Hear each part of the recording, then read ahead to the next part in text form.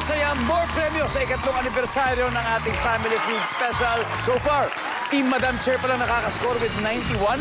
Kaya susunod na, Mami Naomi and Billy Joe. Let's play round 2. Come on.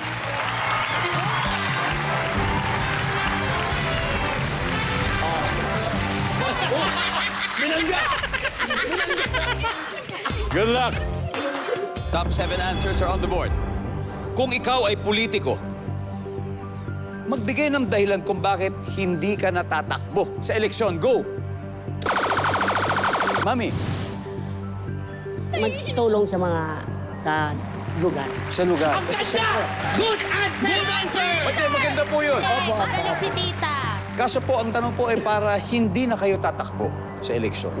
Iporsigir ko na lang natatakbo ako. Magulo kayo eh. Magulo kayo. Gusto nga niya eh. Good answer! Para sa lugar namin. Hindi, pero may wisdom doon. Ang sa kanya, hindi. Wala akong balakid. Tatakbo pa rin ako. Yan ang sabi niya. Tatakbo ko. Wala po. Kung ikaw ay politiko, dahilan ko bakit hindi ka natatakbo. Parang gusto mo tumakbo eh, pero wag na lang. Bakit kaya? Billy Joe. Mababa resulta sa survey. Yes! Good answer!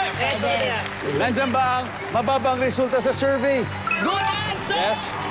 Billy, pass or play?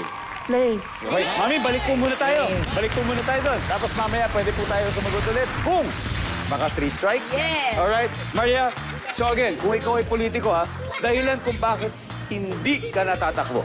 Wala na akong budget. Budget. Budget! Walang budget. Walang budget. DJ Once, kung ikaw ay politiko, dahilan bakit hindi ka natatakbo sa eleksyon. Bad health condition. May sakit. May sakit. Yes! Diba? Yes! Because mahalaga ang health reasons. So, yes! Karamdaman. Kung ikaw ay politiko, magbigay ng dahilan kung ba't hindi ka natatakbo sa eleksyon. May kalaban akong kamag-anak ko. May kamag-anak. Correct. Oo. Survey says. Bakit? Tatakbo pa rin sila doon. Tuloy pa rin, di ba? Kung ikaw ay politiko, magbigay ng dahilan kung ba't di ka tatakbo sa eleksyon. Nagbago ang isip. Wala lang. Wala lang. Priorities. Survey says. Ate, usap-usap pa po kayo. Maria, back to you. Ano pa kaya? Kulang sa knowledge. Medyo wala pa masyadong alam. Yung kandidato ang wala pang alam. Wala pang masyadong alam. Arin. Ay, bakit? Kokoy. Apat pa to, Kokoy, ha? Kung ikaw ay politiko, dahilan nga kung ba't hindi ka natatakbo sa eleksyon. Death threat. May mga death threats. Okay? Jalay. Ano? Retired, may age na. Ay, age na. Ayaw na. Edad. Kaya. Yeah. Mami, kayo po. Mas Bobby, gusto kong tatakbo para... Gusto niya Sorry. Wala. Opo. Walang budget. Walang budget, no? Opo. Pero kung may budget, tuloy tayo. Tuloy. Tuloy tayo. Okay. Boy, kung ikaw ay politiko, magbigay ng dahilan kung bakit hindi ka natatakbo. Matanda na. Retired na. Matanda na. Dahil may edad eh. May certain age. Good answer! Good answer! Para mag-retire siya.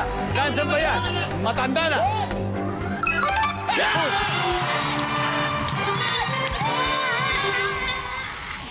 Pareho na po may puntos ang dalawang teams. Team Madam Chair 91, habang may 63 ang Team Vice Chair. Pero may mga sagot pa na hindi nahuhula ng mga players. Bibigyan natin ang ating studio audience ang chance na manalo ng...